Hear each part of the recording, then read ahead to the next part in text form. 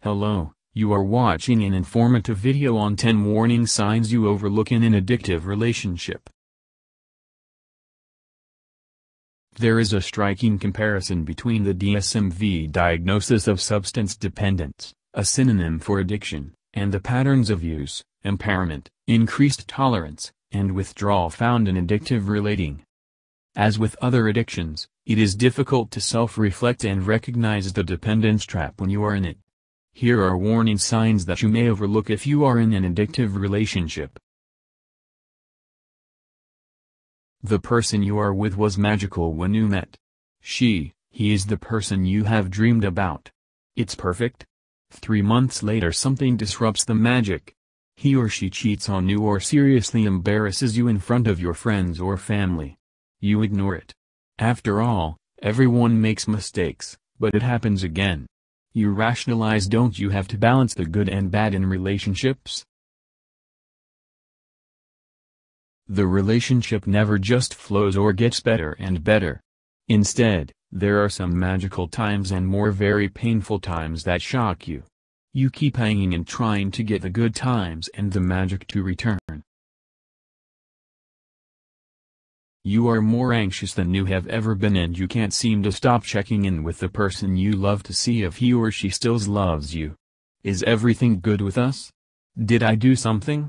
When the person pulls back and is angry with your constant contacts, you move in to give even more of yourself, whether that means an apology or self-deprecation. You just have to reset the love. The main topic of your conversation with friends, family and anyone who will listen, is the person you love. Should you do this? Does she love me?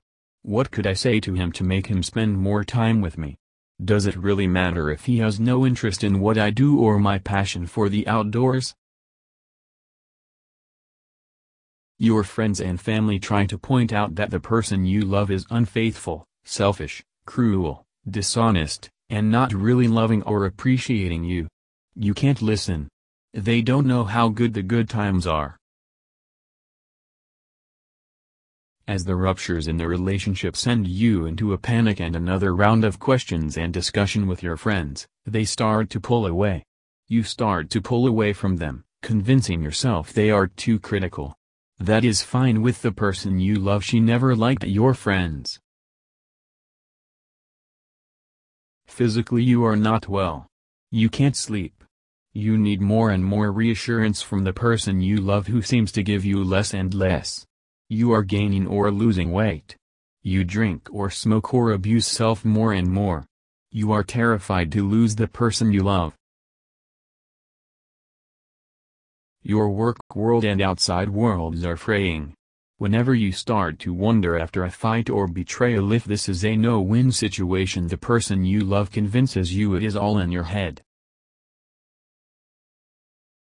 As you work to desperately keep the person you love, you lose yourself to the relationship addiction. If you are lucky, something terrible happens. The person you love asks for something impossible, an open relationship. You find out that the person you love is going back to a spouse. You end it. The person you love leaves. You hit rock bottom. You are desperate. You think of taking any crumbs. A friend has a similar breakup and tells you about getting help. You find a therapist, a group, a 12-step program. You start to heal and yes. With time. Thank you and keep watching more informative videos.